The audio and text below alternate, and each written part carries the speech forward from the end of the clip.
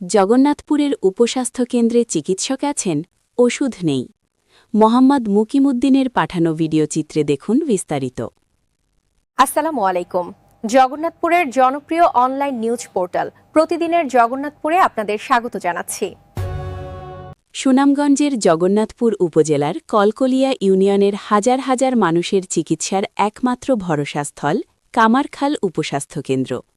কিন্তু প্রয়োজনীয় ওষুধ এবং জনবল সংকটে বর্তমানে নিজেই যেন রুগ্ন প্রতিষ্ঠানে পরিণত হয়েছে এই স্বাস্থ্যকেন্দ্রটি।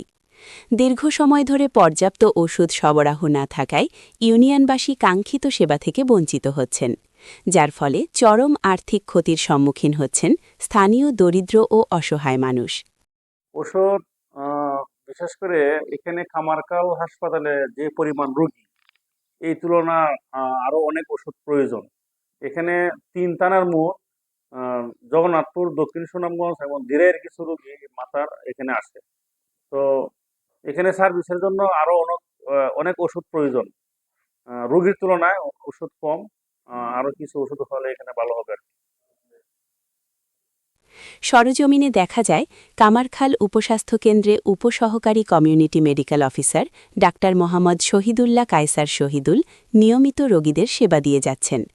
তবে ব্যবস্থাপত্র হাতে পাওয়ার পর ওষুধ নিতে গিয়েই বিপাকে পড়ছেন রোগীরা।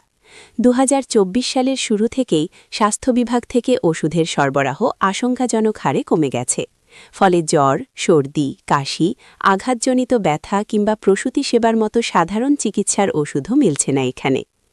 কলকনিয়া ইউনিয়নের কয়েকটি গ্রামের মানুষের অভিযোগ, চিকিৎসক উপস্থিত থাকলেও ওষুধের অভাবে তাদের খালি হাতে ফিরতে হচ্ছে। গ্রামের দরিদ্র মানুষগুলো সরকারি ওষুধের আশায় এখানে এলেও শেষ পর্যন্ত ফার্মেসি থেকে চড়া দামে ওষুধ কিনতে বাধ্য হচ্ছেন। এতে করে নিম্ন আয়ের পরিবারগুলো বড় ধরনের আর্থিক সংকটে পড়ছে। তানের মাধ্যমে আমি সুযোগ পাইছি কথা হওয়ার।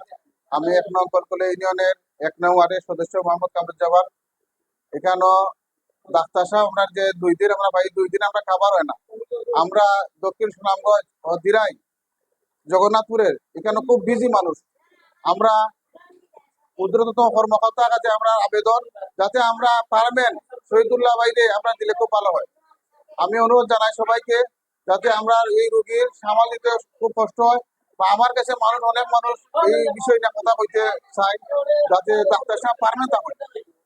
আমি বেশি কথা কইলাম না, আমার অনুরোধ যাতে শহীদুল্লাহ ভাই পারবেন প্রতি মাস আমরা এখানে কাজ করে দিতে পারবো। সেবা নিতে আসা রোগীরা জানান, হাসপাতালে ডাক্তার সাহেব আছেন ঠিকই, কিন্তু দরকারি ওষুধ চাইলে পাওয়া যায় না। সব ওষুধ যদি বাহির থেকে কেনা লাগে, তবে আমাদের মতো গরিব মানুষের সরকারি এই কেন্দ্রের সুবিধা কি?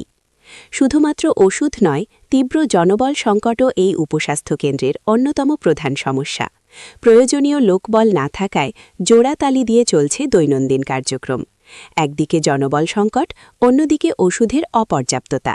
এই দুইয়ের জাতাকলে পিষ্ট হয়ে মুখ থুবড়ে পড়েছে স্থানীয় প্রাথমিক স্বাস্থ্যসেবা।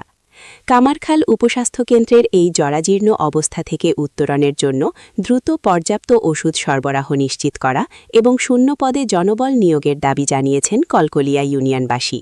তারা মনে করেন, অবিলম্বে কার্যকর পদক্ষেপ না নিলে গ্রামীণ এই স্বাস্থ্য ব্যবস্থা পুরোপুরি ভেঙে পড়তে পারে।